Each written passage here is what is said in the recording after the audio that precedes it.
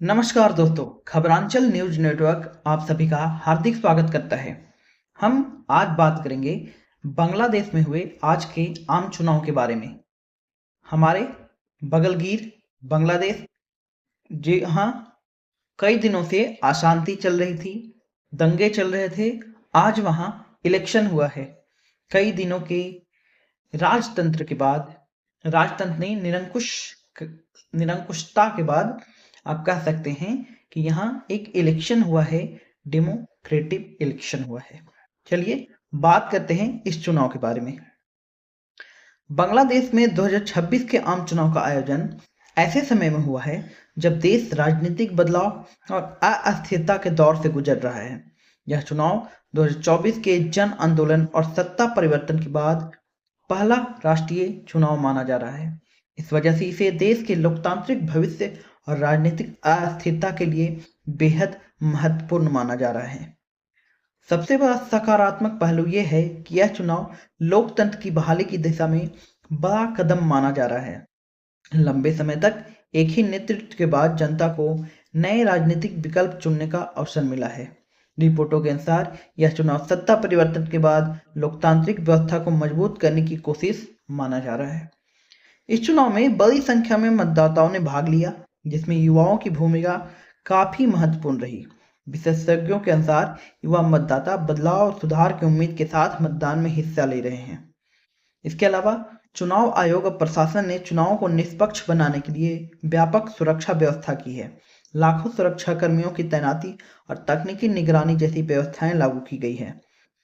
मतदान शांतिपूर्ण तरीके से करने के लिए लोगों का मतदान में विश्वास बढ़ाने के लिए कई महत्वपूर्ण प्रयास भी किए गए हैं। एक और महत्वपूर्ण सकारात्मक पहलू यह है कि चुनाव के साथ शासन व्यवस्था में सुधार से जुड़े प्रस्तावों पर भी चर्चा हो रही है।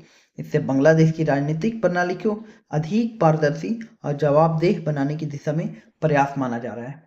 ये सब शुरू कहाँ से हुआ है आपको पता है? शेख हसीना को हटाया गया था, उसके बाद मोहम्मद यूनुस के नेतृत्व में एक अंतरिम गवर्नमेंट बनाई गई थी बांग्लादेश में।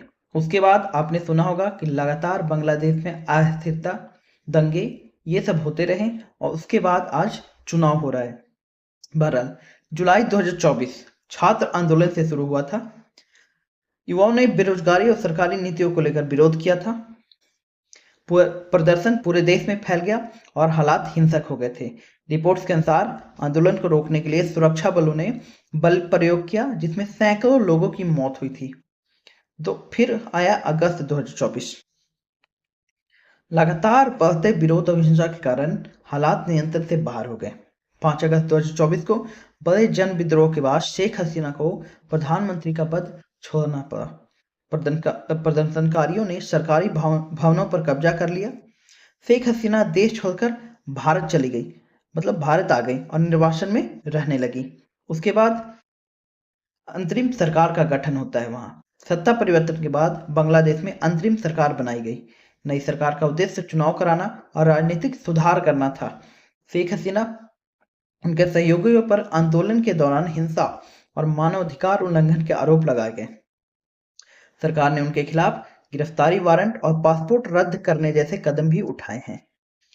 उसके बाद आया 2025। 2025 में बांग्लादेश की राजनीति और ज्यादा अस्थिर हो गई। आंदोलन के दौरान हुई हिंसा के मामलों में जांच शुरू हुई। नवंबर 2025 में अंतर्राष्ट्रीय अपराध ट्रिब्यूनल ने शेख हसीना को छात्र आंदोलन पर हिंसक कार्रवाई के लिए दोषी ठहराया और उन्हें अनुपस्थिति में मौत की सजा सुनाई गई। इसी दौरान उनके दल और समर्थकों के खिलाफ कई विरोध प्रदर्शन हुए, राजनीतिक कार्रवाई हुई, जिसमें कई समर्थक की जान भी गई। 2026 में बांग्लादेश में नई सरकार चुनने के लिए आम चुनाव कराया गया। यह चुनाव हसीना सरकार के पतन के बाद पहला राष्ट्रीय चुनाव माना जा रहा है। चुनाव में मुख्य मुकाबला विपक्षी दलों के गठबंधन के बीच बताया जा रहा है। इसे बांग्लादेश के लोकतंत्र के भविष्य के लिए अहम माना जा रहा है। लेकिन ये चुनाव खास क्यों है? सबसे पहले तो 2024 के बाद पहला चुनाव हो रहा है, जब वहां से सरकार को हटा दिया गया था, उसके बाद चुनाव होना लगभग मैटर करता है। मुख्य राजनीतिक मुकाबला जो है वो बांग्लादेश की नेशनलिस्ट पार्टी और जमात ए इस्लामी के नेतृत्व वाले गठबंधन के बीच माना जा रहा है। कई रिपोर्ट्स में शुरुआती रुझानों में दोनों पक्षों के बीच कड़ी टक्कर बताई गई है। पूर्व प्रधानमंत्री शेख हसीना की पार्टी इस चुनाव में प्रतिबंधित बताई जा रही है। मतलब जो सबसे बड़ी राजनीतिक पार्टी थी बांग्लादेश में, उसी को चुनाव में भाग लेने से बैन कर दिया गया है।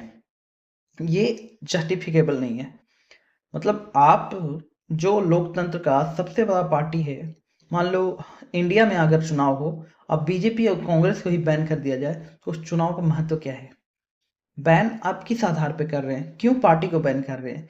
किसी शख्स को बैन करना समझ में आता है, पार्टी को बैन करना आपके हित में नहीं है। लेकिन खैर, बांग्लादेश की सरकार जो करे। चुनाव में भारी सुरक्षा व्यवस्था की गई है। मतदान प्रतिशत लगभग 48% के आसपास बताया गया है। विशेषज्ञों के अनुसार यह चुनाव बांग्लादेश के लोकतांत्रिक भविष्य को तय करने वाला माना जा रहा है। यदि चुनाव निष्पक्ष और शांतिपूर्ण रहता है तो इससे देश की राजनीतिक स्थिरता मजबूत हो सकती है। ऐसे ही खबरों के लिए जुड़े रहें हमारे साथ खबरांचल न्यूज नेटवर्क के साथ, आपके अपने न्यूज नेटवर्क के साथ। मिलते हैं आपसे नेक्स्ट वीडियो में, नेक्स्ट टॉपिक पर बात करेंगे। तब तक के लिए जय हिंद, जय भारत।